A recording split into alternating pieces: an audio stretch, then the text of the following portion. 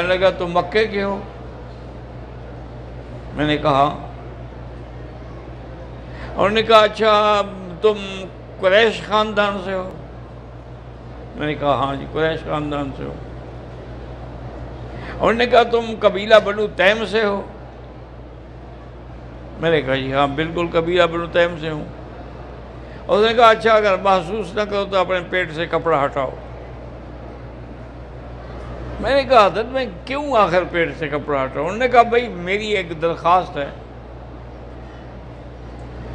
کہتے ہیں جب میں مجبور ہوا تو میں نے ہٹایا تو وہاں اس نے مجھے تل کا نشان دکھایا کہ دیکھا ہے تل کا نشان، یہ دلیل ہے کہ تم اس نبی المنتظر کے خلیفہ اول بنو گے اور ان کی وفات کے بعد تم ان کے جانشین بھی بنو گے.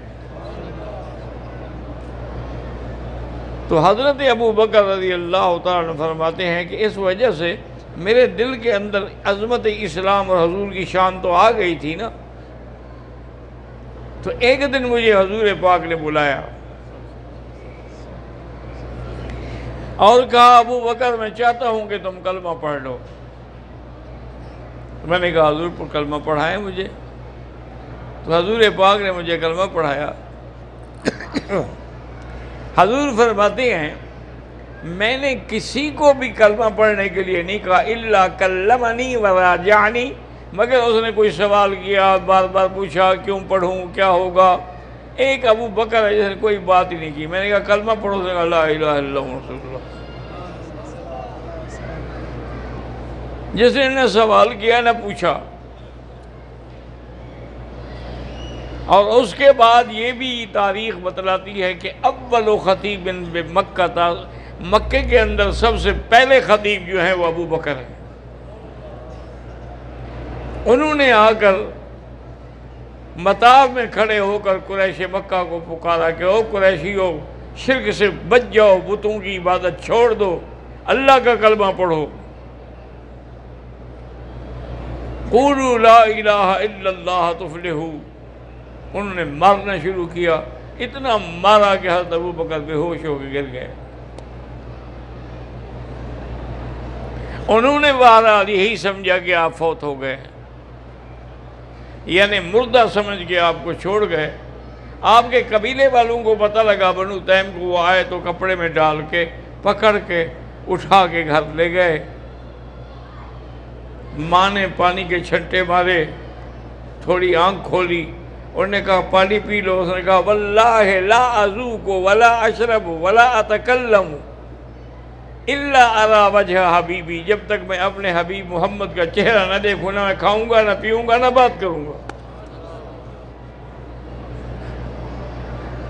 انہوں نے کہا اللہ کے بندے انہی کی وجہ سے تو تمہیں ساری مال پڑی ہے.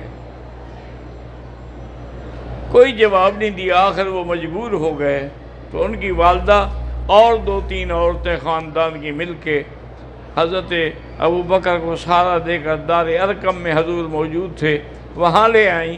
حضور نے جب ابو بکر دیکھا تو کھڑے ہو گئے اور حضور نے اس کو سینے سے لگا دیا اور اس کے ماتھے پہ بوسہ دیا.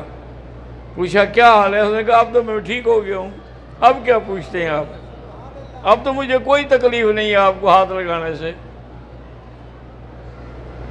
تو سب سے پہلا دین کے لیے مار کھانے والا بھی ابو بکر تھا. آپ دیکھیں کہ ایک دن بی بی عائشہ کہتی ہیں رضی اللہ تعالی عنہ کہ سرکار دو عالم بھی موجود تھے اور رات کھلی ہوئی تھی اور چاندنی چٹکی ہوئی تھی. میں چاندنی دیکھتی رہی اور میں نے کہا کہ یا رسول اللہ، میرے دل میں بس خیال آ گیا. میں نے کہا یا رسول اللہ یہ جتنے آسمان پہ ستارے ہیں ایسا کوئی بندہ بھی ہوگا جس کی اتنی نیکیاں ہوں؟ حضور نے فرمایا کہ ہاں. میں نے کہا وہ کون ہوگا؟ فرمایا عمر. تو کہتی ہے میں حیران ہوگی. تو میں نے کہا این ابی ابا بکر، تو پھر میرے ابے کا کیا ہوگا؟ انہوں نے فرمایا تمہیں کیا پتا، ابو بکر کی تو ایک نیکی کا بھی مقابلہ نہیں کر سکتا عمر، ابو بکر کی کیا بات کرتی ہو؟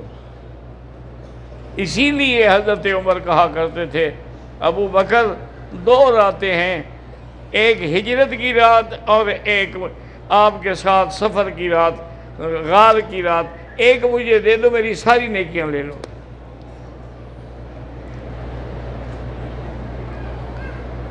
تو حضرت ابو بکر جو تھے رضی اللہ تعالی عنہ، یہ اپنی بڑی شان ہے نا جی، کہ ایک معراج کی رات ہے اور ایک ہجرت کی رات ہے، ان دو میں سے ایک حضرت عمر مانگتے تھے۔ معراج والی رات آسمان سے جبریل آیا نبی کے پاس اور پھر ساتھ رہا، لیکن سدرۃ المنتہا پہ ساتھ چھوڑ گیا۔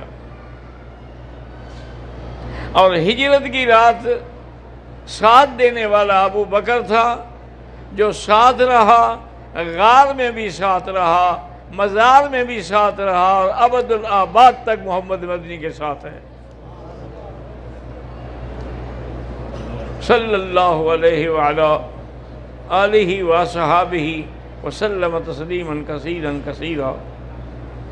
اور سب سے پہلے تصدیق کرنے والا بھی ابو بکر ہے کہ جب حضور معراج سے واپس آئے اور آپ نے معراج کا واقعہ بیان کیا تو ابو جہل بھاگتا ہوا آیا اور آگے کہنے لگا کہ یا ابا بکر هل سمعت ما قال صاحبک، تمہارے ساتھی نے کیا خبر سنائی ہے کہ ایک رات کے اندر وہ رات بھی نہیں گزری اور آسمانوں کی سیر بھی ہو گئی، مسجد اقصی سے بھی ہوا ہے، معراج بھی ہو گیا۔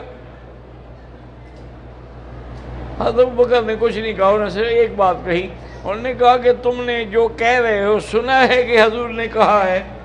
انہوں نے کہا میں ابھی سن گیا۔ انہوں نے کہا صدق رسول اللہ، پھر حضور نے سچ کہا ہے۔ انہوں نے کہا ابو بکر یہ ماننے والی بات ہے؟ انہوں نے کہا عجیب بات ہے یار، ہم جبریل کا آنا جانا مانتے ہیں، اگر نبی چلا گیا تو کون سا مشکل ہو گیا؟